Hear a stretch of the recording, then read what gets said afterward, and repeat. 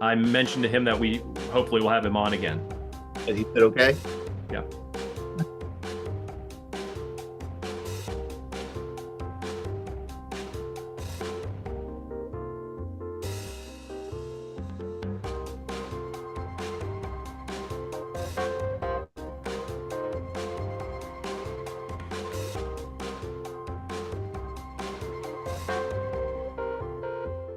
Well, good evening, everybody. Welcome to our VBC Scuttlebutt for this Monday, December 16th. I'm Todd DiPastino, Executive Director of the Veterans Breakfast Club, and I have good news and bad news.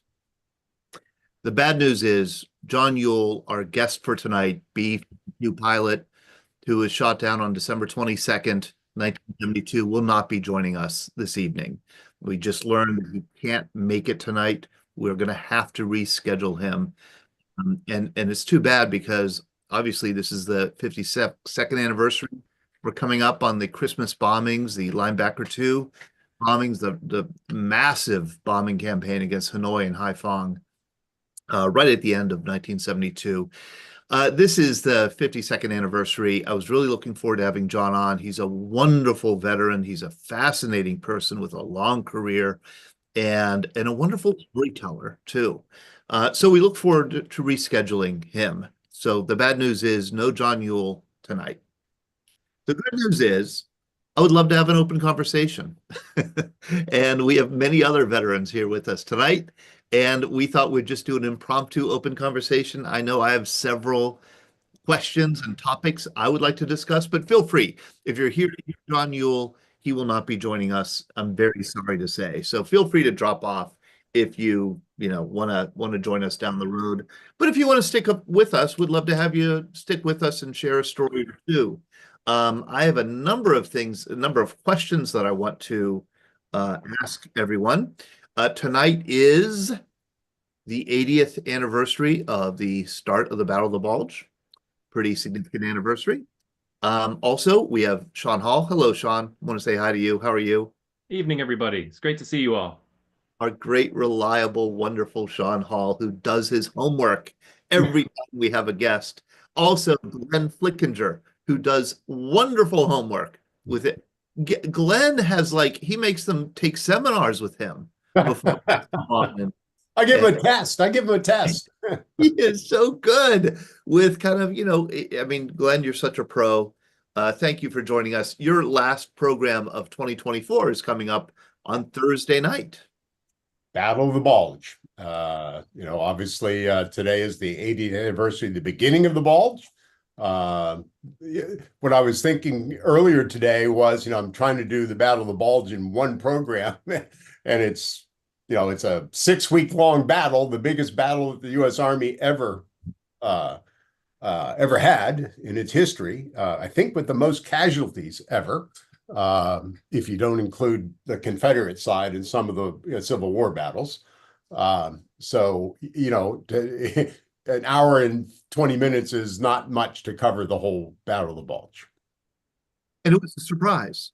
It was a surprise to the Allies. Well, I was thinking about today, the structure of the program, which I have not structured. I was just pulling up a few maps before we came online. And, the very first question that I had thought about discussing, and we're going to have Colin Heaton on from the German side and Greg Yost from the American side. So we'll have those two sides of the story. And the first question I was going to ask Greg was, how did the U.S. intelligence fail so miserably? So miserably, yeah. And to Colin, how were the Germans able to orchestrate this without tipping it off? So, is there an answer to that you know of? I have some answers. At least I have some partial answers. Maybe some of our guests online can add to it. I'll start with the American side. So, if you read a lot of the literature, even if you watch the Battle of the Bulge movie, which somebody sent to me today, and I watched a couple of clips from it, and it's the one with who's the big star in it? Henry Fonda. In fact, Henry Fonda plays an intelligence officer there. So there were lots of tips going on at the tactical level. And the character Henry Fonda plays, which I think was a divisional intelligence officer, is trying to convince the higher ups that there's something happening. He's hearing noises. He's seeing flashes of tanks here and there, getting reports from the front line, that sort of thing. But he's unable to convince anybody higher up that this is plausible. Yep. Right. So it was one of those situations. The other day I gave a lecture on Pearl Harbor, and I compared the intelligence failure at Pearl Harbor to the intelligence failure for 9/11. Very same lack of imagination, very same misinterpretation of the facts, right? And a bit of arrogance. I think that's always the issue with intelligence failures. There's a bit of arrogance on the part, in this case, of the United States intelligence, and actually the British intelligence played a big role in this too, because Eisenhower's primary intelligence officer was a Brit, a British general, right?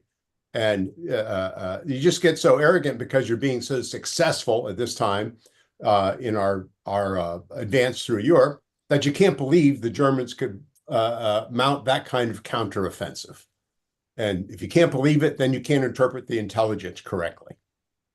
I just want to let people know, once again, John Yuill will not be joining us tonight. We're having open conversation, banter back and forth about all things veterans and military experience. I have a number of questions that I have for the room. I see a number of veterans I would like to say hi to. Tony Swafford is on. I'm very happy that he's joining us here.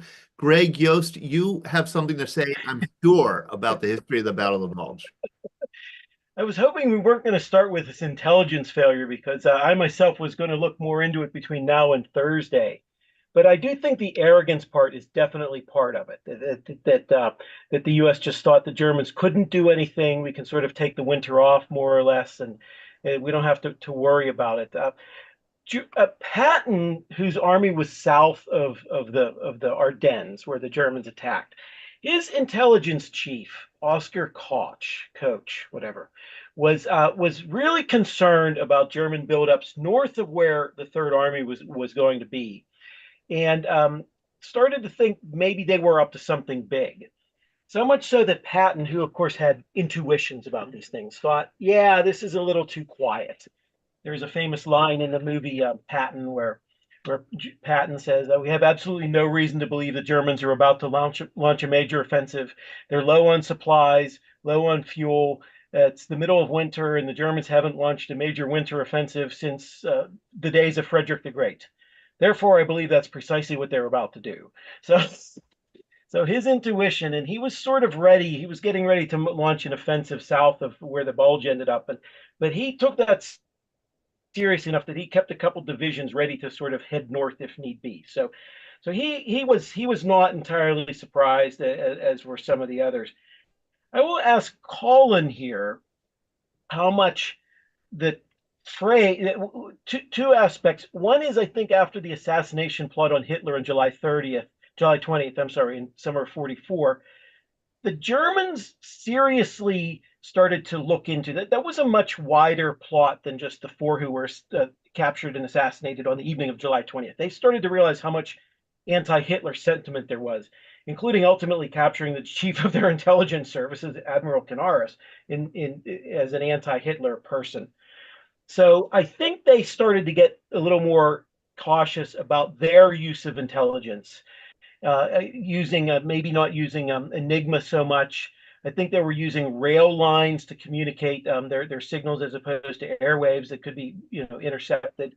And they used the code name for the operation was called Operation, and my German is terrible, Wacht am Rhein, which means watch on the Rhine. So they thought that if this were deciphered, the Allies would think this was a major defensive operation. It was literally the term for the code name for their planned offensive, the Germans' planned offensive, was deliberately deceptive. That might be a point where Colin can chime in here. So I don't think he's on, is he? I was looking for him in the gallery because he didn't know that we were going to be talking about the Battle of the Bulge tonight. I would say this, Greg, a couple of things. One, Yes, the communications and the signals played a huge role in our lack of intelligence because we had Enigma and had become so dependent on it to read German intentions that once the Germans had retreated to this area, they stopped using it, partly because they were a little concerned about it. There was a little bit of the hangover, as you mentioned, about the Hitler assassination attempt, but also they didn't need to use Enigma. They had landlines and these railroad lines you were talking about. So Enigma went kind of dark for the most part because of that. Right, right. Yes, Yeah, yes. the other interesting point I'd like to get your thought on, Greg, is this is the same area and the exact same terrain that the Germans surprised the French in 1940. It's a replay. Instead of trying to head south, they headed a little bit more north, or wanted to head a little bit more north towards Antwerp. And so 2 times in 4 years, the Allies, 2 different circumstances, believe the Germans can't come through the Ardennes because it's just too difficult of a terrain. What's the old saying? Fool me once, shame on you. Fool me twice, shame on me. So yeah, I mean, seriously, how did they not even consider the possibility? Yeah, yeah, very Yeah. much. Yeah. The other thing is there's not a full understanding of this. I think at least a common understanding is how badly stretched the U.S. and Allied forces were on the Western Front. We just did not have enough divisions, did not have enough men. So they had to pick a place to string it out a little bit, or a lot actually, and that place was the Ardennes because of the force and the terrain.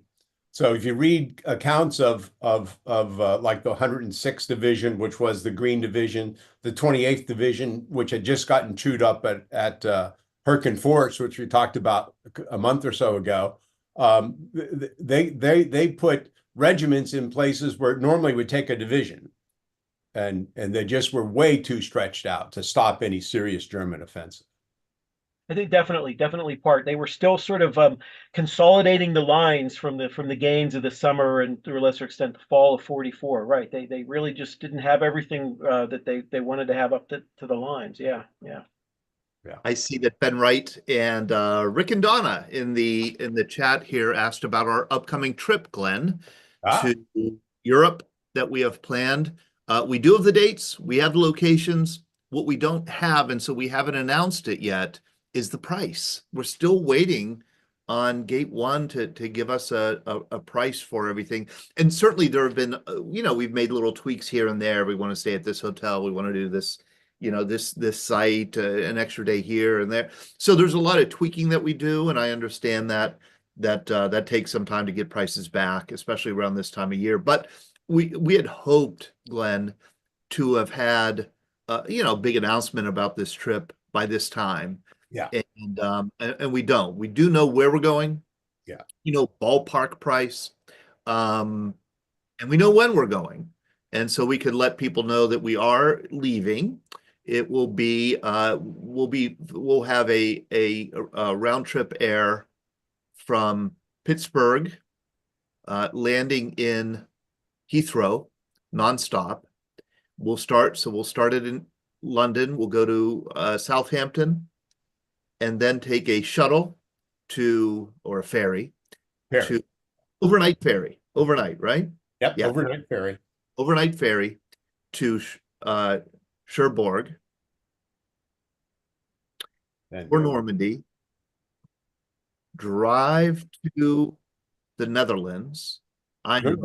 Well, I would just say 3 nights in Normandy. Yes. 3 nights in a hotel. We're not sure which hotel yet, but somewhere very near Omaha Beach, I believe. Walkable to Omaha Beach. Walkable to Omaha Beach. Walkable to Omaha Beach. That's what we wanted. Yeah. And then drive from Eindhoven to Bastogne to Luxembourg, overnight in Heidelberg, and then finish with 2 nights, I think, in Munich. And that will include a trip to Eagle's Nest, which is right here on the Austrian border here. And we'll be in Munich we decided to definitely try to miss Oktoberfest. Yeah. And I think we're successful in that because last time we were there in Oktoberfest, and it was great, but it was insane. So, and we couldn't get a good hotel in the center of town. Sean Hall, yes. My wife and I took a driving tour through Europe before we got, well, actually when we got engaged, and one of our stops was near the Eagle's Nest, and we had a choice: go to the Eagle's Nest or go down to the Übizee and the Königssee. And I'm glad we picked we could see the Eagle's Nest from where we were, but I get shivers anytime I think of that area because we took a boat out into the lake and stood at the edge of the Königssee, and it was one of the most beautiful sights I've ever seen in my life. I could see why he built the Eagle's Nest there. It is straight out of a fairy tale. I could have stood there for days just taking that in. It was unbelievably amazing. It is. And Hitler himself didn't like it. But he didn't go very often. Charlie Warner, good to see you. So Charlie is joining us. I believe he should be in Belgium. He lives in Belgium. You don't live too far from Bastogne. And again, I want to remind people, John Yuill is not joining us tonight. Unfortunately, we're going to have to reschedule him. So we're just doing open conversation. So I'm going to look for Charlie and ask Charlie to unmute. And then I want to have a conversation with Brad Washabaugh because Brad is such a great guy. Oh, there you are, Charlie. Are you joining us from Belgium? Hello, no, Albuquerque for a very rare visit to the United States. Very good. What's it feel like to be back in the U.S.? Oh, ups and downs, a little bit of a learning curve on some things. Eating everything that I can get my hands on in New Mexico with huevos rancheros and all these wonderful southwestern dishes that you just can't find in Belgium. So that's been definitely been a highlight. People know that you are the author of this wonderful article that is in our fall issue of VBC magazine. You are also our host in Croatia. You are a veteran, an EOD veteran, and you now are getting your PhD in veteran studies. You're an anthropologist, and you're getting a PhD, and you're a fellow at a university in Belgium. Yeah, correct. Yes, yeah, University of Leuven, and hoping to defend the dissertation. It'll be a PhD, a doctorate in social anthropology, and hopefully defending sometime in April-May timeframe if everything goes to plan. So, still a little bit of writing to get done over the holidays and in between all the wonderful food. And I'm just happy to be able to be in relatively close time zone approximately for BBC to catch some of these, because normally these happen around 2-3 o'clock in the morning, I think, roughly in Belgian time. So I haven't been able to participate as much as I'd hoped. But I had the reminders on my phone for this one, and hopefully tomorrow. I think there's one tomorrow as well that I wanted It'll be to Thursday night. on. Yeah, that'll be Thursday night, night. Battle of the Bulge. And you don't live too far from the Battle of the Bulge area. No, that's correct. And I was just reminiscing with Ken on a side chat there. Bastogne was one of the first road trips I did after moving to live. And so it was a year or two before COVID hit. And we stayed for a few nights outside of Bastogne and did some of the walks and the hikes in the museum and everything in that area. Saw, walk those the woods where they've kind of tried to maintain some of the original trench and placements and everything. You have to have the right kind of eye to see some of them these days. If you don't know exactly what you're looking at, it can be a bit. You can miss it quite easily. But yeah, the museum is fantastic. It's a really great museum and experience there in Bastogne. So yeah, it's really great. So if I can offer any thoughts or suggestions as you get closer to the date, please let me know. And hopefully if the dates and the stars line up, I can get a car or hop on the bus and link up with you for a day or two down there.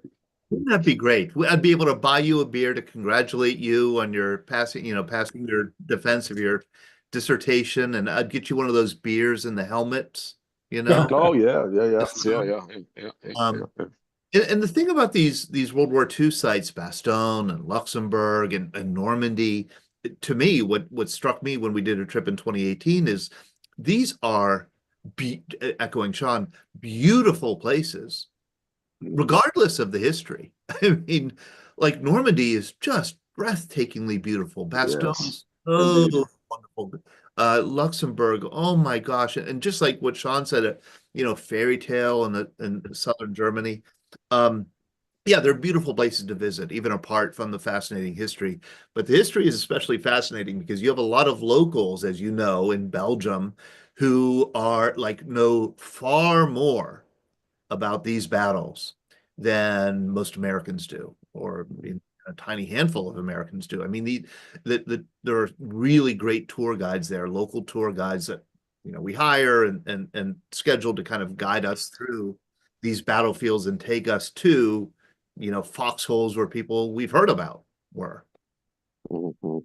And there's a interesting, if I remember correctly, there's also a bison ranch out there as well, and kind of a restaurant slash, I don't want to be too harsh and call it a tourist trap, but it's trying to create a certain ambiance, and it looks like a quintessential Western American Western movie set type of thing out there. It's just outside of Bastogne. It seems like, looking in the chat, looks like a few people have been to Bastogne before, so they might know what I'm referring to. But it was interesting to encounter, and I think they even have their own beer out there as well, which is obviously unsurprising for Belgium. So, yeah, something also to be aware about in that area. Let's see, Mary Klepper. We have a friend of ours who is usually on this program, Ed Cottrell. He's in Bastogne tonight. I mean, that's where he is today. And he's 102 years old, and he flew for the Battle of the Bulge, and he's at the airport, and wouldn't you know it, Mary Klepper was leaving for the airport, leaving from the same airport, and ran into him, and they sent me this picture. I think that's so neat because Mary was Oh, in Berlin and Poland, and so I think they took the same flight. So there's Ed on his way to be feted for the anniversary of the Battle of the Bulge.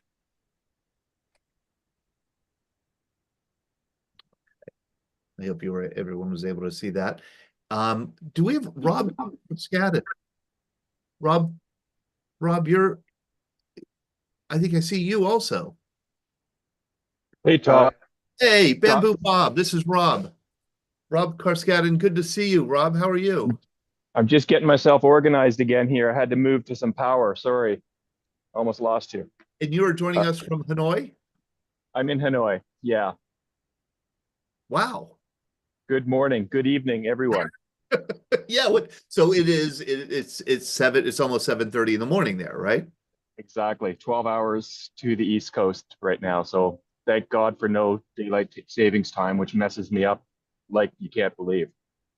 The anniversary of the Christmas bombings is coming up. I'm sure you're aware of them. This is Bamboo Bob, by the way. You're the owner of Bamboo Bob Coffee Company. I highly recommend people try your coffee if they haven't. You could get Thank it you, from Todd. the Veterans Breakfast Club website. You were like Charlie was for us in Croatia. You were a wonderful, wonderful host for us in Da Nang on our last trip to Vietnam, and where you have a restaurant there, a cafe, and you are one of these wonderful interpreters, I think, of the fascinating country of Vietnam for people like us who don't speak the language and aren't that totally familiar with the culture, but love it and find the people warm and wonderful, and you are just a great kind of guide for us. Um, I was going Well, to ask. it's a real pleasure. I was so happy to meet some of the members. And next time you're back, we're now set up in Hanoi as well, where I am. You really? I'll just show you a little bit of our new shop here in Hanoi. It's a bit of a motorcycle. That's the bike I just rode up here from Da Nang. Took me about 5 days on that Royal Enfield. And yeah, so we've been open about a month here. So when you're back, I would love to host everyone in Hanoi also. And thank you very much again for all the kind words and Oh, it's joining us. I mean it every. I mean, I want to. I will share the link to Bamboo Bob Coffee right here. You were so generous and wonderful with your time and with the wonderful dinner that we had with you, and of course, coffee and beer and drinks. Um, and so we absolutely will hit you up in Hanoi when we're Thank back. you. But I wanted to ask you, I see we have a question here. How's the political climate in Hanoi? I wanted to ask you specifically about the Christmas bombings. This is Linebacker 2, a big operation. These were 12 days, 11 days of bombings. They took Christmas Day off. That began December 18th, 1972, and ran through December 29th. It was the largest bombing campaign of the Vietnam War. I believe it was the largest bombing campaign since World War II. I mean, tens of thousands of tons of ordnance dropped on Hanoi by B-52s, Haiphong Harbor. 15 B-52s, I believe, were shot down over those 11 days. Is this something that is remembered or commemorated in Hanoi, in Vietnam, every year? It's not, in the run up to the Tet holiday, very little else has any attention. And I've always, you're making an excellent point, and I've wondered about this often, how things that are in our memory, and I'm, unlike you, Todd, I'm not, I love joining this group because I learned so much, but I've never been such a student of history, and I don't know as much as you guys all know, you people know. But yeah, I've always wondered why well, I mean, I guess there's an obvious answer, but I'm looking for the less obvious answer, which is why things that I learned about, which I, have in my own recollection of the time, is almost unknown here. It's not like there's a different view of the period. It's like it's a different reality of the period, and I find it difficult. Now, one thing I've learned is that most of the people I talk to, older men, were not here. They were down south. So I've met some of them and had, carefully inquired, because of course you have to be careful, and just to learn for myself, what was it like. And I guess the only experience the only firsthand reports I get are generally from old women. I mean, older women, and Yeah. old women. Yeah. So it's but you raise an excellent point. It's very hard to first of all, people don't talk so much about it. The time, I guess, has been spun, very carefully to be presented in a certain way for students and for everyone else. And after a while, that becomes the reality, I guess, and that the pain and that part of the difficulty is not promoted as much, I guess I could say. And I do think there are many reasons why the Vietnamese don't commemorate the American War or aspects of the American War like Americans do. And some of those reasons are they want it. I think it's so important for Vietnam to have good diplomatic relations and kind of cultural relations with the United States that they don't want to emphasize the conflict so much. But also, Vietnam's history is so long. There have been so many and so filled with wars. I mean, this was just kind of like, if you look at the long stretch of 2,000 years of Vietnamese history, the American War was kind of a blip on the radar screen. Exactly. And I think you and I, exactly, Todd, and I think, sorry to interrupt, I think you and I touched on this a little bit when we were talking. And this is very hard for me to explain to people, but I get exactly the sense that you just relayed, which is when you've been under Chinese occupation for 1,000 years, a couple of hundred years of French, and then followed by a very blip of Americans showing up, you can begin to understand it. The people here, Asian people in general, and Vietnamese certainly are in that school, are thinking about ancestors who died 400 years ago and going to the gravesite and commemorating them. So recent history, especially short-lived recent history, for us, it's a it's a scar. It's a painful memory for people here. It is a moment in time following a 1,000 years of subjugation. Yeah. Yeah. That's exactly right. And you bring up another thing is that, unlike most Americans, I think, and I think that, this is very unlike most Americans, Vietnamese people can trace their lineage, their heritage, their genealogy through family history for generations. I mean, Yes. 400 years, 500 years, 600 years. Some Vietnamese people will know the names of their ancestors from 500 years ago. Very few Americans can do that. Definitely. So that makes the past very present to the Vietnamese, I think, in a way that it isn't for Americans. You see these statues and these commemorations of battles that were fought in 1288 and 938, and Yes. long before the U.S. ever was a thing. And so it's just because of time. Yeah, the other point I'd add, I'm sure you want to move on, but the other, I mean, we could spend a day talking about this, but I mean, the other point is, I think the arrival of Americans en masse into Vietnam is a marker of the end of the war, not the beginning. So, and I've often wondered about how, there's such a warm feeling here towards Americans, both in the North and the South. It's always surprised me. And as a Canadian, I'm a bit of an outsider, so I think I'm a pretty good observer. And people can be quite straightforward with me because I don't wear the American stripes. Yes. And it really opens things up. So I get people who will talk to me, and there's a very warm, both culturally and personally, just in terms of how they embrace the culture and how they embrace individuals who come here from the U.S. And there's more and more all the time. It's always kind of made me wonder a bit until I realize, again, it's back to the point, which is, the brief time that Americans were in Vietnam was the doorway into a brighter future for the Vietnamese. It wasn't the grinding 1,000 years of Chinese occupation. It was the answer. It was the end of the occupation of foreigners, not the beginning. Yeah, it was the last one. The last one. How interesting. Anthony Swafford, Tony Swafford, thank you so much Rob, thank you very much for joining us. And I'm very sorry that we've disappointed you and not had John Yuill on. I know that you wanted to hear John Yuill talk about his time in captivity where you are in Hanoi. Well, Rob's comments made me think of a book by Bill Broyles, who he was the screenwriter. He wrote the Jarhead, the adaptation of Jarhead. He wrote this great book called Brothers in Arms. He was a Marine lieutenant.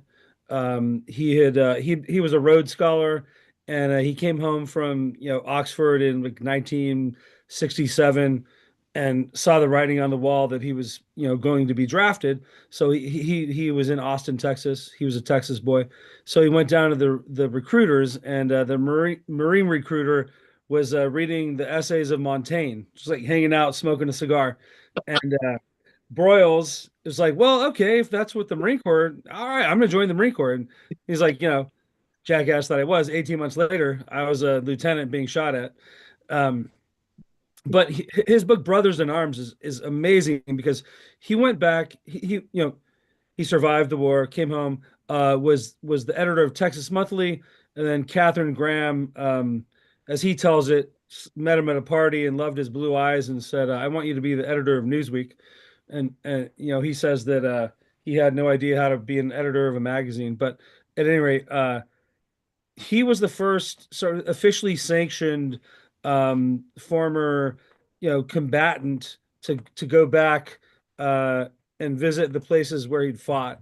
And the book is brilliant, Brothers in Arms, but he went back to these villages where he fought, and there was no animus toward him. There was no animus toward the fight that toward his fellow Marines, because as you said, Rob, they were like they were moving on. There had been 1,000 years of war, and another million Vietnamese died after the Americans left. And you know, people who he'd fought against, who his young Marines had fought against in those villages, there was no animus, there was no hate.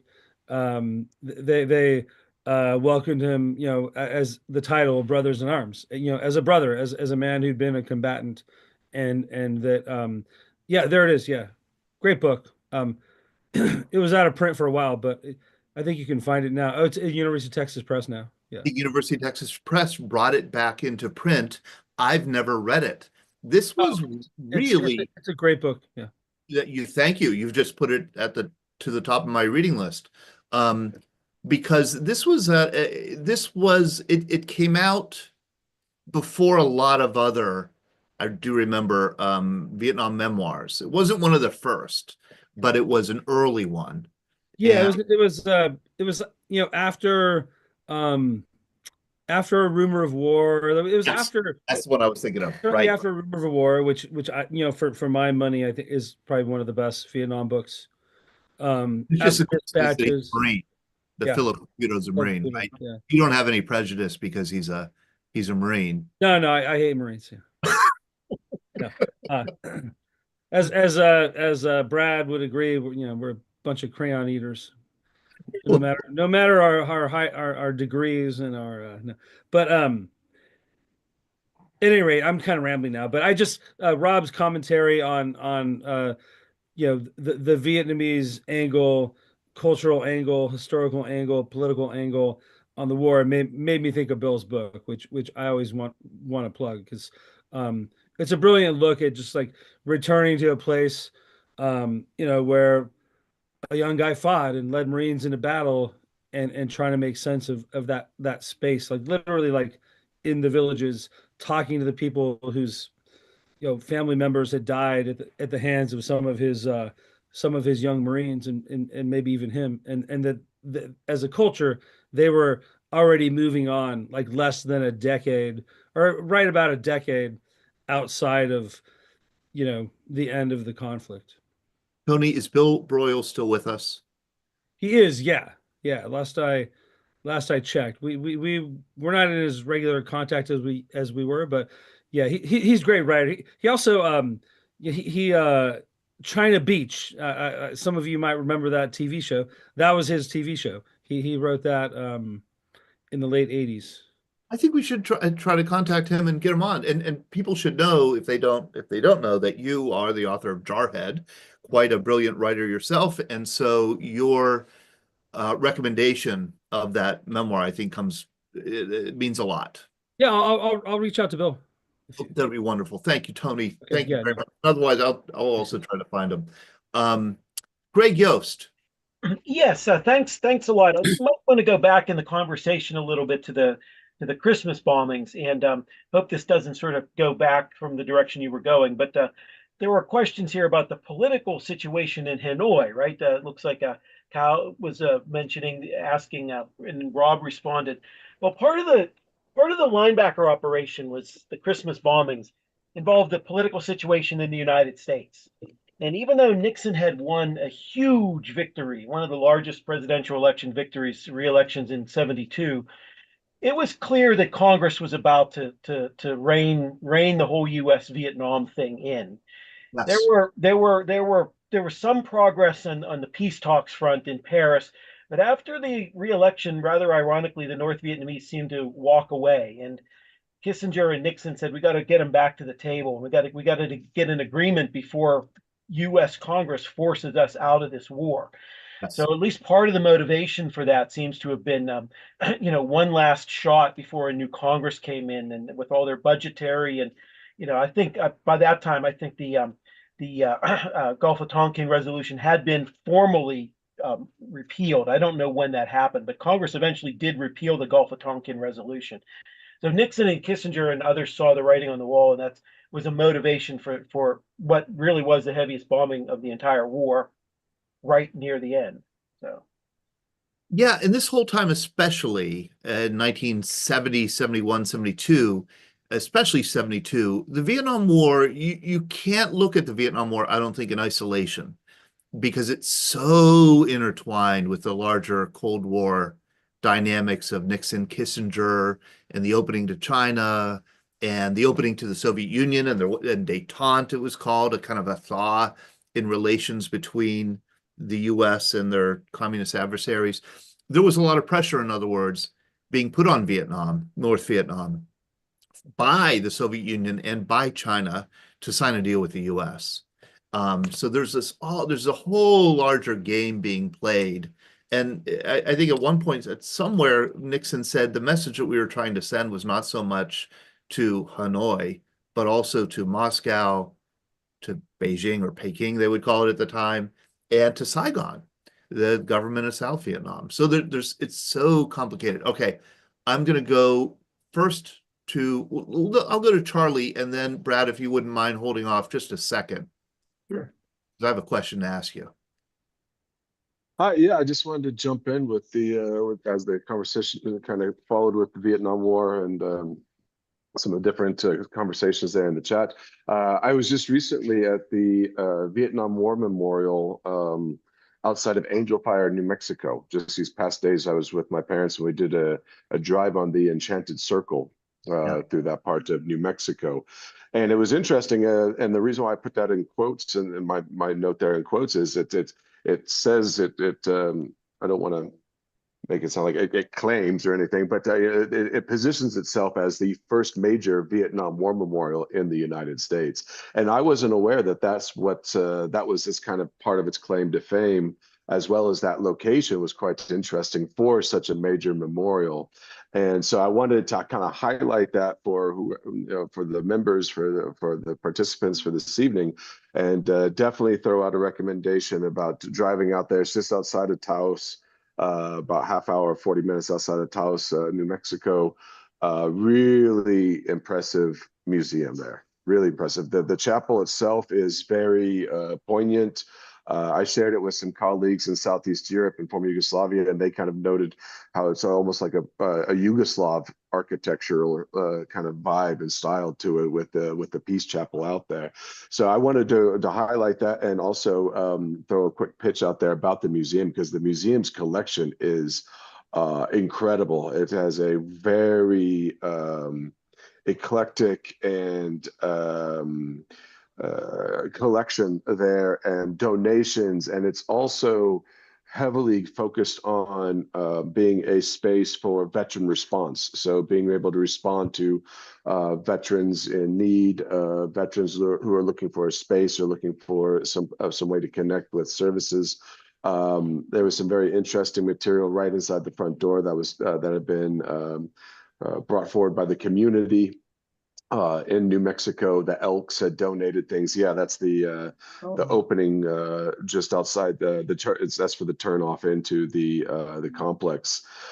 So really interesting. So if you're there, or if you're just looking for an interesting road trip for one of these days, definitely recommend. And it's not a quick museum to go through. I unfortunately didn't have the time to kind of dig into all the bits and pieces and all the different exhibits as we kind of ran up against closing time. But definitely allot a full morning or a full afternoon of a couple hours to kind of engage with the museum and the exhibit and hear the story. They also have several different documentaries on in the theater there, and each one of the documentaries was about 60 to 70 minutes. So that'll take up a little bit of your time as well. One of the documentaries talks about the story behind it, the origin story behind it, where the father of the soldier KIA, a lieutenant, I believe, who was KIA at an ambush in Vietnam, started implemented the project in 1968, if I remember the timeline correctly. And before the end of the war. No, it was so that's why I'm kind of don't really claim it's or argue or contest its claim as being one of the first memorials to the Vietnam War because of that timeline. But he eventually went by the nickname Doc. The father went by the nickname Doc, and he took soil from New Mexico to Vietnam to that ambush site, and then left New Mexican soil there, and then brought Vietnamese soil back to that space, that memorial space there in New Mexico. So it's really incredible to see. The newly inaugurated New Mexico Veterans Cemetery is just down the hill a little bit from there. And there also seems to be a veterans retreat, a veterans wellness retreat, something along those lines, sharing some acreage with or adjoining the acreage of the memorial out there. So I just wanted to throw that out there because I was totally unaware of that complex and its history and its kind of cornerstone or that foundation for Vietnam War memorials in the United States. So that was really, really interesting. What a Thanks, Todd. beautiful location. Charlie, thank you so much for this. I've never been there. I've heard of it, but I had no idea it was in that beautiful a setting and that it also included a museum. So it's a Vietnam Veterans Memorial, and it's also a Vietnam Veterans Museum in Angel Fire, New Mexico, outside of town. Museum, memorial, and peace chapel. There's a peace and brotherhood chapel. So that's that small building that's almost tent-like in its structure is the chapel, and the museum came later and was kind of built almost underground next to the chapel. And they both have those sweeping views out over the valley and out across towards Angel Fire. So it's just a very peaceful space as well to sit and contemplate, and maybe perhaps not in December of New Mexico and in the mountains of New Mexico. But no, thanks. I appreciate you giving me some space or a moment to speak about that. That was really interesting. That's great. That is really interesting. All right, Brad Washabaugh, Yes. how are you? Very good, Todd. Good evening, everybody. Hello. Two questions I have. Well, one question Yes. I have for you. Who does a Marine cheer for in the Army-Navy game? The Navy, of course, right? Well, that's a great question. I'm not a Annapolis or West Point graduate. Of course, I'm a Marine officer. So, when these things come up, I kind of, okay, great, go Navy, go Army, beat Navy, beat Army. It's kind of like, okay, great. Kind of get caught up in it, and so can I see a show of hands how many people tuned in to see the Army Navy game? Can you just raise your hand? I watched highlights. I didn't watch it live. I usually don't watch it, but I turned it on, and would you know the second I turned it on, Todd, I was aghast. I was aghast. I know you were.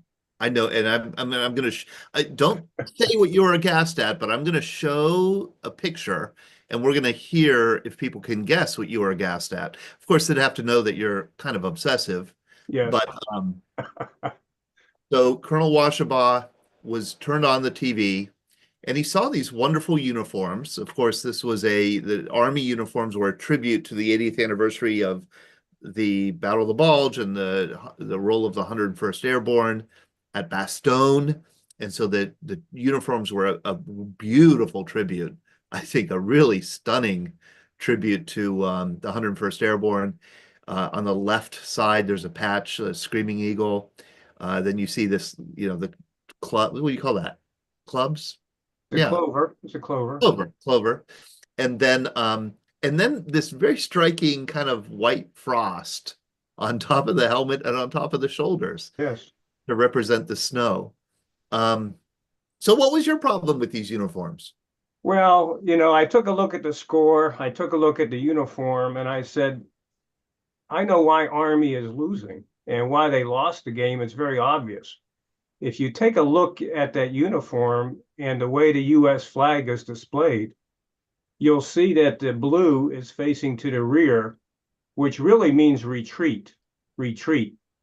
The U.S. flag code offers guidelines on how to properly display the U.S. flag, and for the U.S. Military Academy to improperly display the U.S. flag on their uniform, I was aghast. Yeah, the blue field is always supposed to be when you wear it on the sleeve, whether it's left or right, it's supposed to face forward. Right. So there's two types of patches you can get. You get the regular patch or reverse patch. So on the sleeve of that uniform, that blue field should be pointing forward and not to the rear. Now, I have a couple West Point friends, and I immediately, after I texted you, I texted them, and I asked for the email address of the superintendent of West Point, which I did get, but I felt a little remorse in the morning because I felt that he's probably smarting a bit after that humiliating loss. Yeah, give him a day or two, Brad. Give him a day or two. Then I will send an email saying that, as a Marine, I feel it's my duty to point out that the U.S. Army failed to adhere to their own regulations. They do have a regulation on displaying the U.S. flag on their shoulder, which is 670 point something. So, but anyway, a little light moment. But it was, I was surprised that they would get through all the people that are supposed to be screening or approving the uniform. Yeah, what a horrible mistake. Now, we don't expect, Brad, you and I, just between the two of us, Yes. we don't expect Army to be up to the, intellectual capacity of a Marine like you, or, Yeah. you know what I mean? But we do expect them to be able to display the American flag properly, the way this man is displaying it in uniform, right? Yes. I wonder, is the Army really that dumb? I mean, what could it possibly be? Let's ask Trey. Trey, can you tell us why the Army would put the American flag on backwards on the right sleeve of a football team's uniform that was designed as tribute to the 101st Airborne in World War II? Not gonna lie, I really don't know. You were gonna in the Sea Cadets, which is what I'm a part of, we have anchors that go straight that we point toward our heart. But when we are wearing flag patches, because sometimes we will, we always have the blue field facing forward. And it's always on the right shoulder. Sometimes in the Navy election. Yeah. And sometimes you'll also see that certain sailors will have the field in the back. So they could just trying to emulate, the better branch, fake until you make it kind of thing. But I don't really know. But they tried to pull something in Bastogne. They made it work in Bastogne. They did not make it work on the field that night. So the 101st and Patton is probably rolling in his grave, and you could probably attach a turbine to it with how much he is rolling. I don't think he is rolling in his grave. I think Patton would be absolutely fine with that patch. And I think any veteran who served on 101st Airborne, who served in World War II, would be fine with that patch. I'm talking about the football game. Oh, the football game. Yes, yeah. I'm still stuck on the patch. No, the football game. Yeah, absolutely. Football game was that, the Army didn't really show up. But I would, Brad, this really does interest me. I mean, I'm having a lot of fun with it because I'm old enough, and you might not be, Brad, and certainly you are not, Trey, but I'm old enough to remember feeling when I saw that, that American flag with the field of blue in the front on the right shoulder, that looked odd to me. That looked strange to me. And it turns out that was a new regulation in 2003. So in World War II, the regulation was, or there wasn't really a regulation, and service members did not wear flags on their sleeves. I think the 101st Airborne did, just so that there wouldn't be confusion about who they were and what country they were from. And I think they just wore the regular, American flag with the blue field on the upper left, the way it should always be displayed. Right? Yeah, I think so. I'm not sure. I don't recall seeing any pictures of World War II soldiers with the U.S. flag. I'm sure there's some out there. I just don't have a memory of it, unless you can pull one up from World War II. I will pull one up. I'll look for one. But like here, yes, this looks strange to me. It looks strange to me. And I know this is the protocol that you on an aircraft, anything moving forward, you put an American flag with the field of blue as if you're moving forward and the flag is flying. That's correct. But it looks backwards to me, because I'm used to seeing an American flag, with the field on the upper left. Yeah. Okay. Well, if you had a chance to watch the game and the way the cadets on both sides I think at the end of the game when they sang their songs. I mean, it's a great game to watch and see the treasure of our U.S. the cadets that will go into service soon. I mean, it's really an uplifting, and it's really an entertaining, but it's a tribute type of game also. So no matter who wins or loses, they're all winners as I see it. Absolutely. And the sportsmanship is so great. It really is unlike any other game. It really is. It's a special thing. Trey, let's unmute Trey here. How's it going, Todd? I would like to, if I can, switch the conversation a little bit to something I think is pretty overlooked, especially if I mentioned it in the chat earlier, December anniversaries, is the launching of the first Liberty ship. The Patrick Henry was launched, or not launched, but finished on December 30th. And that was a pretty monumental moment in World War II, because it's what allowed us to complete the war, and it's something really overlooked. Merchant Marines didn't actually get veteran status for World War II until 1980 something. It was really late, despite the fact that they saw some of the heaviest fighting in World War II on the Atlantic, and especially in vehicles that were not designed for war. The Liberty ship was originally a civilian design beforehand, and it's just a neat story. It's really inspiring to learn about the Liberty ships and learn about the Merchant Marine. Personal shout out, I volunteer on one. That's why I haven't been here very much recently. Is because I've been working on the SS John W. Brown, which is a Liberty ship here in Baltimore, Maryland. It's great. It actually still operates. You can go out on cruises and stuff. It's a pretty neat ship. But like you can see on this picture, it's pretty much actually didn't have guns for the first 6 months of her career. A lot of them didn't have weapons, or proper weapons, or weapons at all, because we were just so short on supplies, and there were just so many ships that were churned out. We built 2,700 of them in the span of 3 years. It was a crazy production effort, and the stories that you hear about Liberty ships are just on a whole nother level. So I just wanted to mention that, because that's I think something incredibly important to mention about World War II that had a connection to December, and I think it's started in December. 2,700 of these ships were produced, you're saying, Trey? Yeah, 2,700, and I think 10 is the accurate number, and that's not including the Ocean class, which is just this, but British. The only real difference I can think of is it was a bit worse in the firefighting department, and they had coal bunkers, so it was a coal-fired ship instead of an oil-fired ship, like the American Liberty class was.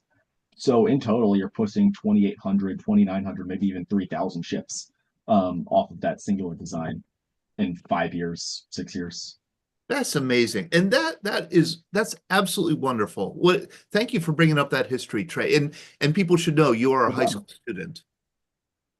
Yeah, I am a high school student. I'm a senior this year. I've just finished applying to all my colleges, and I'm starting to hear back. I'm into one of them.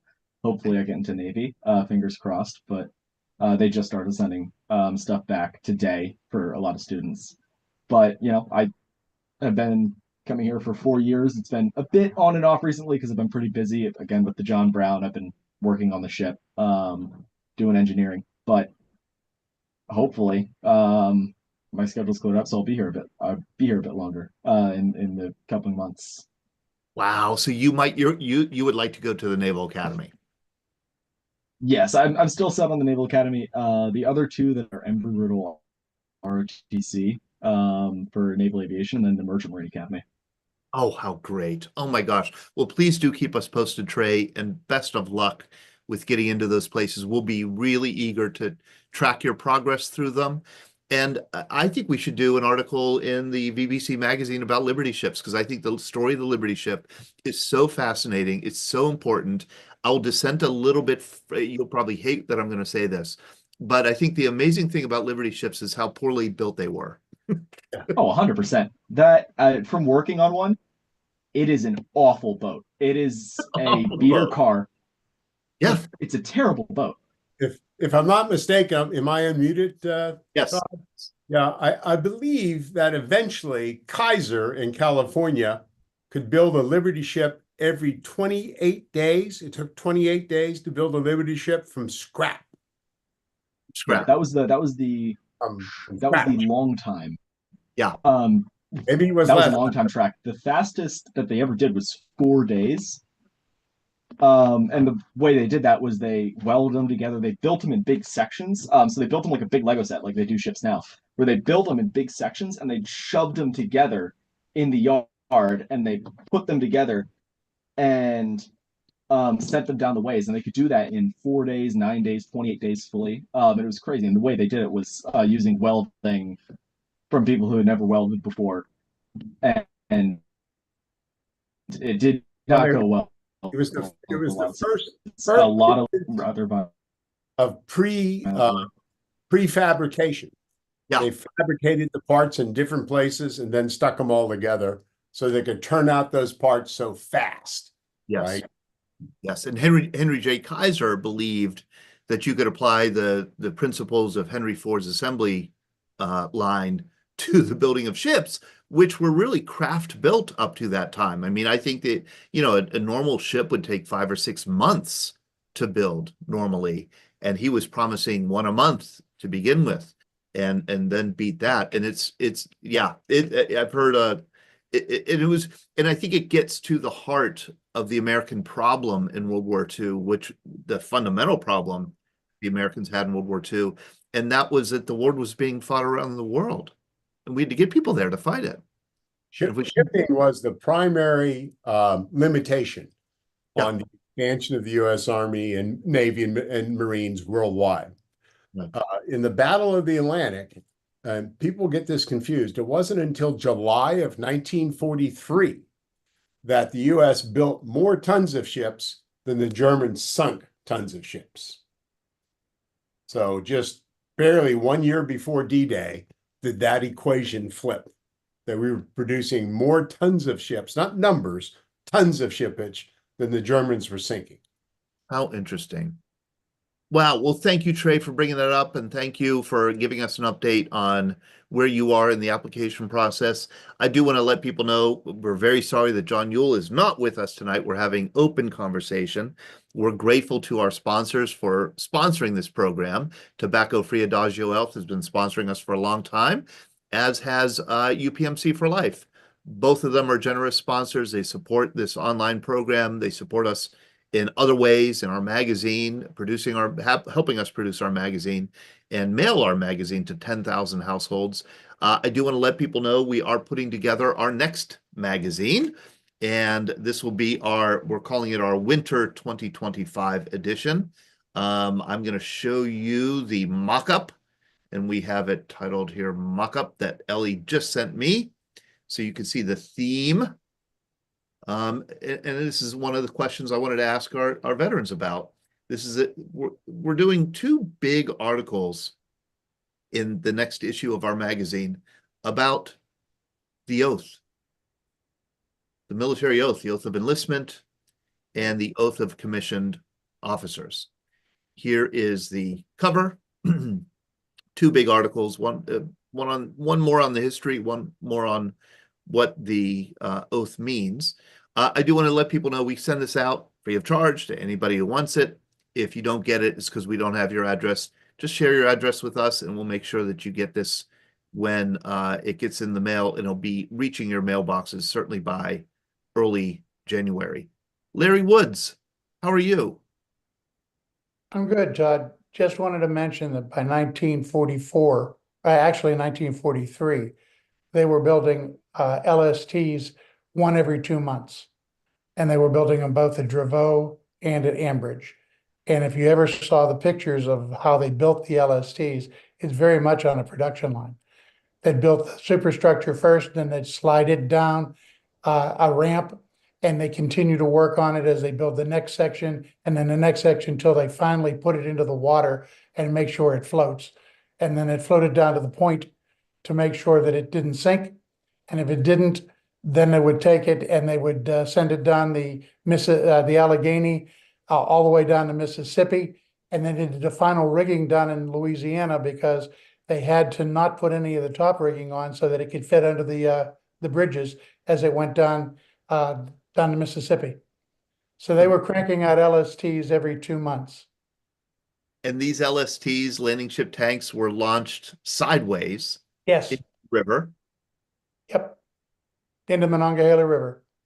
in the Monongahela River. Yep. And then they were sailed all the way down the Ohio River. Well, they sailed them first up to the point, and they would test to make sure that they wouldn't sink. Their first test was to float them up to the point, and then they would do the final playing on it, and then floated them, and then they sailed them from there down the Mississippi, all the way down the Ohio to the Mississippi, to New Orleans, and they did the final rigging on them in New Orleans before they sent them off to, to either the west or the east. And here's an image from a book of an LST being launched into the river. Yep. It'd be sailed all the way down to the Gulf of Mexico, and then from there it would go either across the Atlantic or through the Panama Canal. Yeah, I'd like to make one other comment too. And that's when Bamboo Bob was talking about as a Canadian talking to Vietnamese about their experiences and things, and how much and as you've seen because of 3 trips, and my only been there one time with you in 18, the reception that we got, it always struck me, and it's always been painful for me to realize that in 45, that Ho Chi Minh, when he made his Declaration of Independence, if you will, started off by, quoting, "All men are created equal." And I always felt that his feeling towards the United States was so strong that if we had backed him then, there would have been no war. I mean, he may still have gone much more socialist and communist in the long run, but if we had not ignored him in 1945, and it almost strikes me that the Vietnamese people, particularly when Bamboo Bob was talking about how they look at the American war as kind of the opening up of things for their country, to open up to the rest of the world.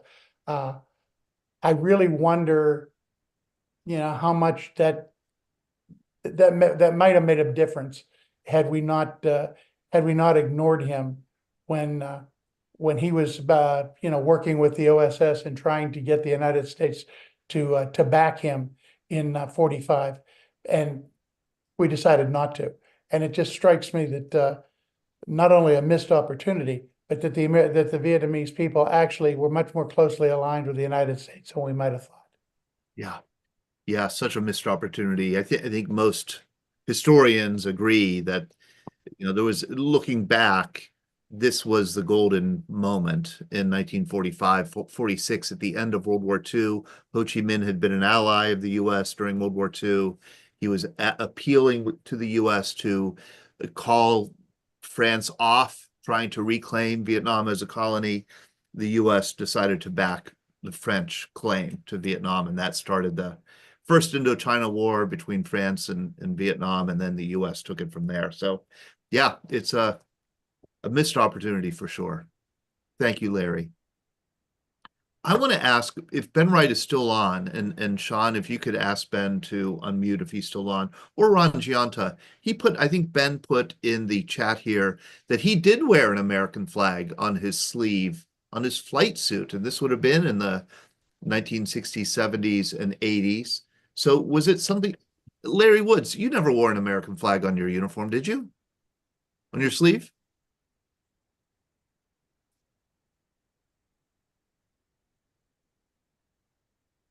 No, I don't know of anybody. I don't know of anybody during that time period that wore it. Now, possibly pilots, but none of the enlisted would have worn an American flag. Okay, let me ask It's a Bob. relatively recent phenomenon, I believe.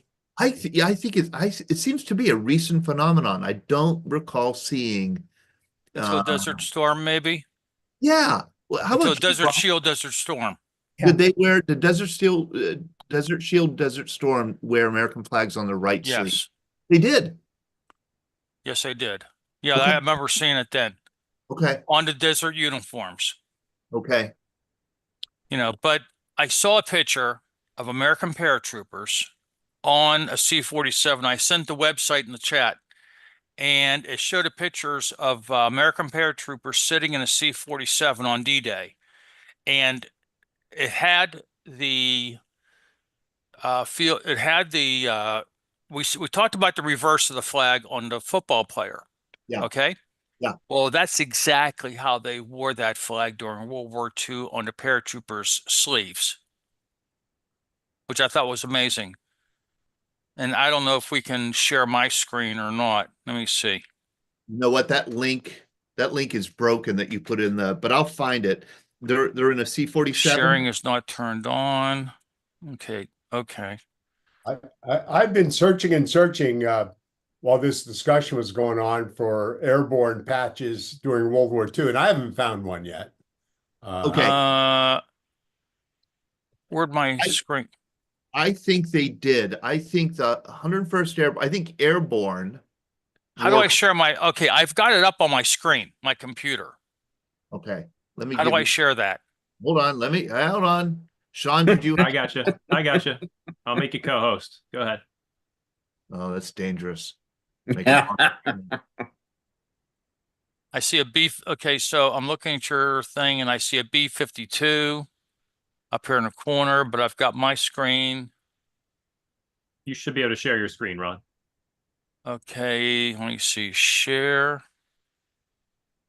There it is right there. Okay, I clicked on it. Paratroopers. Okay, now can you see that? It's coming. Hold on. It's coming. There it goes. Yeah, there it is. There it is. Yeah. And look at the flag on the guy's sleeve. Yeah. Yeah. Yep. And Okay. That's from D-Day. My understanding is that paratroopers would wear the American flag. Let me see if I can get this straight. To identify, they wanted to be able to be identified as Americans right away, so that French allies would recognize them as friendly. And it helped, I think, to promote the symbol, the American flag as a symbol of freedom to Europeans in World War II. And so so it wasn't like every soldier in World War II wore American flags. I think it was just for the airborne, and I think it was because they were going to be on the ground so early. Maybe was so that they wouldn't be mixed up with other allies. If anybody knows, let me know. Right. So if those football players were mirroring the 101st Airborne, yes, then the flag sewn on their football uniform would have been proper to the 101st. Yes. During World War II. I think we have our answer. Yes. Because we had so much discussion about the flag on a football uniform, but if you're mirroring the veteran of the 101st in World War II, that would have been a proper display. Right. So Army was correct after all, and it's Colonel Brad Washabaugh who's making the error. Right. Yeah. I agree with you, Ron. Hey, you better remove that letter from the mail system there, Brad. If you're all right. That's a great point. Okay. And I do want to hear more about, because to me the flag on the sleeve is something that I don't recall, but you're saying, Ron, that it was in Desert Storm, Desert Shield. Right. And I think that was all because there was such a coalition of forces. Yes. Okay, so when we start getting the coalition of forces, the Brits and everybody getting involved together, that the Americans are identifying themselves as being Americans along with the other coalition forces. Right. Right. Now, I didn't go to the desert, so I need somebody else who may have gone to the desert to step up with that one. Okay, so anybody who is in Desert Shield, Desert Storm, did you wear a flag on your right sleeve on your uniform? You were in during that time, Ron, but you weren't in the Middle East. I was right. I never got deployed over. It was Yeah. over before I could get there. Got it. Got it. Okay, Brad. Brad Yeah. was there. Yeah, I fought in Desert Storm with the 1st Marine Division, and we did not have any patches. We were lucky to get desert camouflage uniforms at the last minute. And going back to the flag, while we had time, I did Google, and I did find a site that had the U.S. flag on paratroopers, but it was a sleeve type of thing they put over, and they wore it during Market Garden, and Yes. it was a pin-on sleeve with the U.S. flag on it. And the pictures I found had them both ways because they just handed them out to soldiers, and however they pulled them up on their sleeve is how the picture captured them. So it's an interesting story. It is an interesting story. It Yeah. really is. And it's, yeah, I think it's interesting and it's significant that in the past 20 years or so, it's become standard for service members to wear a flag where it had not been before. How are you, Clem? I'm doing fine, Todd. Yourself? Good. I think of you this time of year because you shipped off for Vietnam, I believe, on Christmas Day, 1965. Is that correct? That's correct. Christmas Day. Yes, 5 p.m. That was California time, and one C-135 plane, Air Force plane, Travis Air Force Base. I was on it, and we had an emergency landing on Wake Island because we had an engine conk out. We stayed about 2 days there. Of course, we crossed the international date line, and we stayed there till we got the plane fixed, and eventually landed at Tonsanut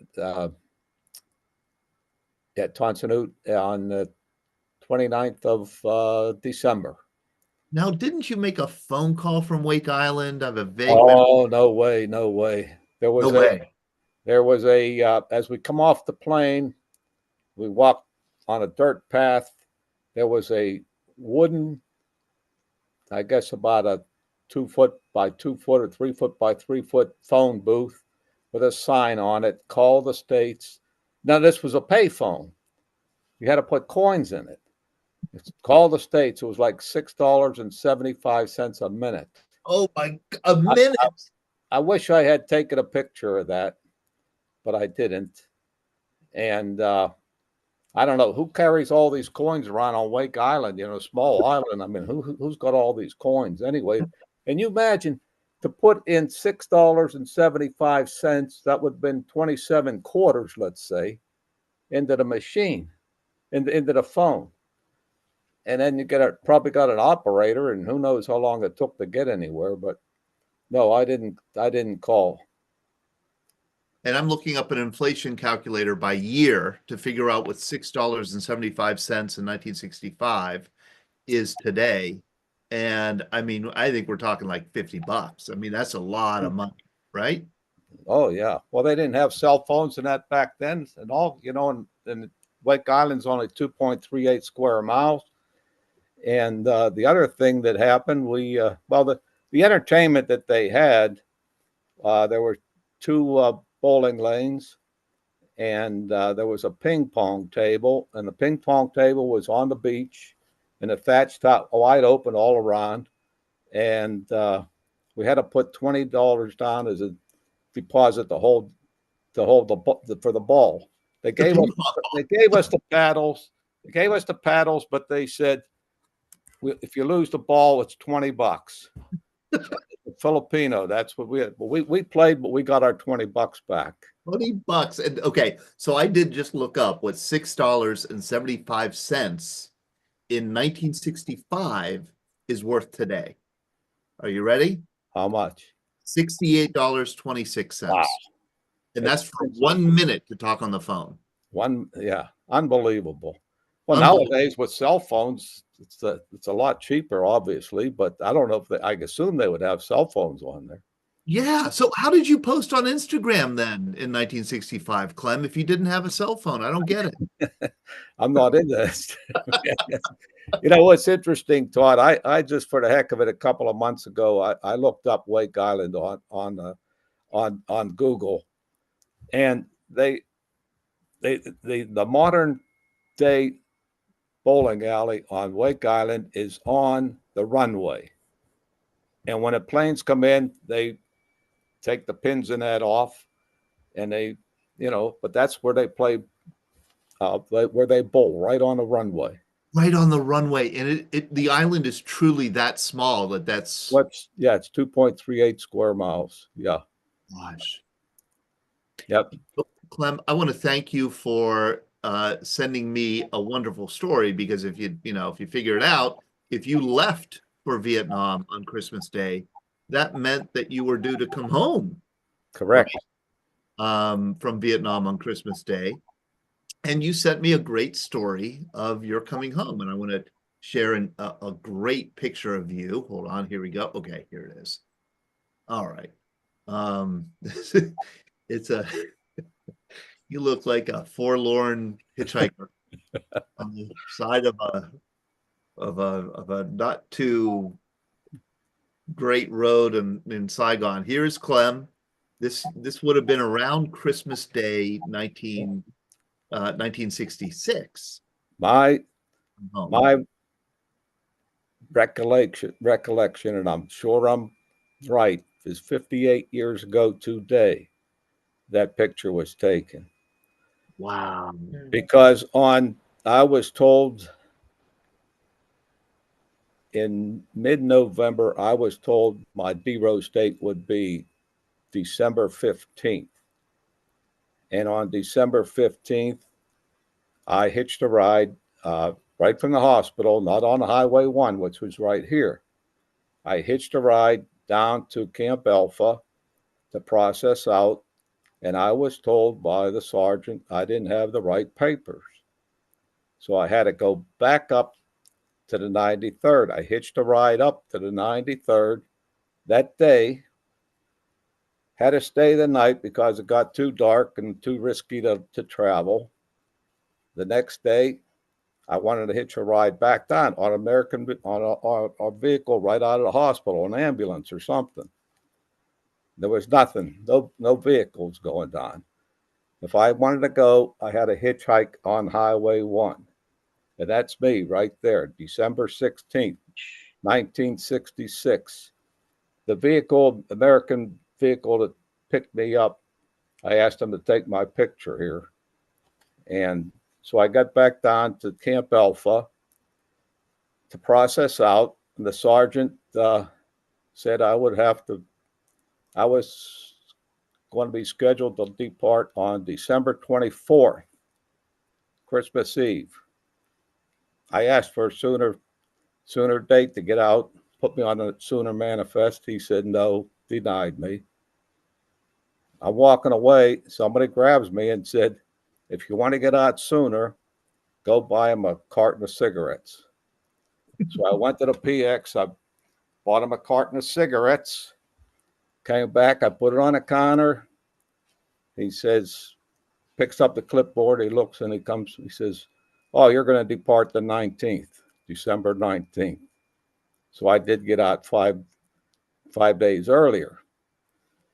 In the meantime, to process out, part of the procedure, we had to be strip searched. So there was, I don't know how many of us were in the warehouse, large group of us. They marched us in formation, had our clothes on and everything, our duffel bags, put them all down on the floor, stripped down to our shorts, marched us off into another room, went through our bags, whatever, came back, told us to dress, and that was it. I don't know what they were looking for, but anyway, that was that. So I finally get on a plane, and I'm on the plane. We're waiting for about a half an hour. That was a Braniff Airlines at the time, and plane's not going nowhere. We're sitting there. The stewardess comes up looking for me and said I had to get off the plane because my next TDY was Japan.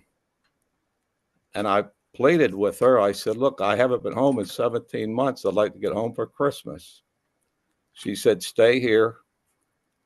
Came back a half hour later, says to me, we're going to reroute the plane from Tachikawa Air Force Base to Haneda, which is a Japanese base. But everybody's going to get off the plane. You must stay right in your seat. Do not leave the seat. In fact, she said, don't even talk to anyone about it. Okay, so fine. So we got to Japan. I stayed stayed in the seat. Everybody left a couple of hours later. They came back, and we departed, and we finally flew on to San Francisco. Got into Oakland Army Terminal. I got paid. Next thing you know, I'm standing on a city street in Oakland. I mean, one day you're in a war zone, the next day you're in a city street in America. That was surreal, just absolutely crazy. So I had to hitch a ride to the East Coast somewhere. The only thing going that I could get on was a plane to Colorado, and then from there we went to Dobbins Air Force Base in Georgia. From Dobbins, got on a military bus to go to Atlanta Airport. The bus breaks down on the way to the airport. The driver, the sergeant said, "Don't anybody leave the bus." He goes out the door, he reaches in through the window on the side, and he locks the door somehow, whatever that worked. We all had to stay there. We saw him crossing the road, went into a building, and at that point, we all went out the emergency door at the back. And we hitched a ride to the Atlanta airport. I bought a US Air ticket, and I got home. I think it was the 20th or 21st of December. And that's my trip home. That is exactly, Ken Kazak said it. That's planes, trains, and automobiles right there. That's I'm going to buy the rights from you, Clem, to that screenplay. That's a great Christmas story. Made it home for Christmas. That was made it home for Christmas. Wonderful.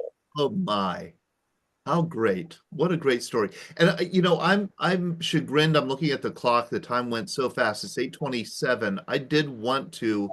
My plan was to have Corky Romeo, who flew B-52s in Vietnam, have him talk a little bit about that experience. But we're coming to the end of the program. I'm very sorry, Corky. You did also put in the chat here, you were married at the time? Yeah, Deanna and I were married. We had a brand new baby at the time. And your phone bill was what? Well, Deanna just told me it was over $300 because I had to call collect from Thailand and Guam. And I'd call probably once or twice a week or something like that. I can't remember. And so our phone bill, was extremely high. And then we had my brother-in-law's mother was a phone operator. And for some strange reason, I would be calling collect and she'd call Deanna and go, you want to talk to Corky? And she'd connect us. And I don't think we got charged for that at the time. So. And you flew, my understanding is that B-52s flew out of Andersen Airfield in Guam. In Guam. And then Utapao in Thailand? Utapao in Thailand on the South China Sea. Yep. Out of Utapao, we were all I flew ArcLight. That was the D models. And Utapao just had D models. The Gs flew out of, we flew Ds and Gs out of Guam. Ds and Gs. So the B-52D and B-52G, what were the differences between the two models? The D model was all run by hot air, really. And the G model was run by generators and alternators and, it just difference, newer model, better systems, had a shorter tail. They took like 15 feet off the tail of the D model and made the G model out of it. They changed the cord on it, but just a newer version of the airplane. How long did it take to fly from Guam or Utapao to targets in North Vietnam? When we were flying, we'd go from Utapao to the tri-border area. It was about a 4.5 hour round trip. No refueling. Out of Guam, I think it was 8-10 hours with what the D model was a heavyweight refuel going over and a heavyweight coming back. So you had to be refueled Twice, to yeah. Guam. If I remember right. Yeah, we refueled twice. Corky, I was reading a story of B-52s over Vietnam, and there was a reference to one pilot, a B-52 pilot, who could not deploy to Guam because he's a B-52 pilot. Mm-hmm. He could not refuel. Was that a difficult thing for a pilot to do? I think he was not successful in training refueling. And then I wonder how he got qualified in the airplane. I don't know. That seems strange to me. Yeah, that seems very strange to me too, because you had to be qualified. Now, at the time when I was doing it, co-pilots were not qualified in AR, in refueling. Okay. We were not. Though we did some AR, we were not. We never got checked or qualified as such. Okay. My aircraft commander, my first aircraft commander, Larry Laterme, he was a big guy.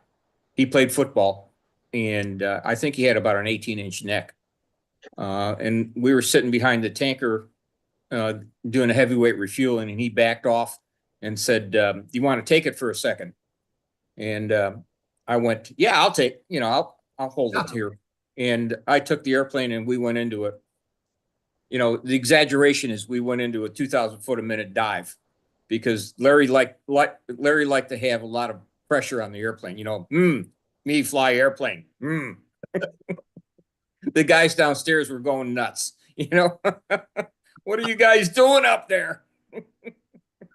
I asked you a very stupid question, Corky, when I saw you a couple weeks ago in our breakfast in Beaver County. I heard about how long those flights were to and from Guam over Vietnam, and I asked you if you got bored on the flight, and you said, no. No, there was never any boring time. There was a lot of things, but it wasn't boring. It wasn't boring. No, not at all. What was your return home like? To see your baby and see your wife again? We came home. Luckily, we carried an airplane over and we carried an airplane back. So we didn't ride the 135 going over or coming back. We came back. We launched out of Guam and went right to Carswell, and with 3 refuelings. Yeah, 3 refuelings, 2 heavyweights and 1 lightweight refueling. We landed at Carswell before we took off, and in Guam because of the date and time change. And kind of like Glenn. When we got to Carswell, they had us unload the whole airplane, and they I think it was Big Me, Little You, and they had us unload the whole airplane. Went through, kind of walked down the line with our bags, and then said, "Okay," and we loaded our bags in the airplane again, and off we went. But when we came home, we were reconstituting. It was the first oil embargo, and the airplanes were coming home, and the first airplanes were back on nuclear alert in 24 hours. And from there, we nobody really talked much about what happened. As at least around Robbins, I'm sure it was pretty true of the other bases. You weren't really. What's the word I want? You weren't really talked about that you were in Vietnam or over Vietnam, so to speak, in Thailand and that sort of stuff. It was a different time frame. It wasn't until I really hand the Vietnam Veterans Group a big high praise, because when Desert Storm and the rest of it happened, those guys, when they came home, did not experience the same issues that we did. Right. So, there was a lot of sadness about coming. The world was different. It was just different. I don't know if it was any better or any worse. It was just different. And the guys who were in country, really took the brunt of it. Yeah, they really did. Corky, thank you very much for coming Yeah. and joining us. And I'm sorry that John Yuill was not able to join Yeah. us tonight. We do want to reschedule him. I would love to have you on then also. And so we'll be looking for early next year. That means, January, February, having John on again. And thanks to all of you who contributed to this wonderful open conversation. We have a lot of other subjects left on the board. We'll just have to get to them next time. Todd, can I do one that's of time sensitivity? It pertains to this exact date in history. Got it. Go. Okay. On this exact date in history, I don't know. Well, actually, yesterday, I don't know if I can share a screen. Okay, no, that's fine. But December 15th, 1944, 80th anniversary. One of the most popular stars in the world got on an airplane in England, planning to fly to Paris, France to entertain troops, and he was never seen again. He was we did a program on Elvis. We did a program on Jimmy Stewart. We know that Clark Gable flew missions. Carol Lombard died in a plane crash. Bob Hope's plane crashed in Australia. Glenn Miller took off from an airfield in England. He didn't have to serve. He was clearly not going to get drafted, but he volunteered and he got on an airplane and was never seen again. So that's just a great tribute, I think, to him and to all who served. So. And his plane was never found. Plane was never found. We have no idea what really happened. Yeah. Just another airplane that took off in World War II and disappeared, and just happened to have Glenn Miller on it. So yeah. So thank you. Thousands of others. So. Thank you for that. And that was December 15th. Yes. For 80 years ago yesterday. Greg, thank you. Thanks to all of you for joining us. I hope to see you Thursday night. We'll be back at 7 p.m. to talk about the Battle of the Bulge 80 years ago. Good night, everybody.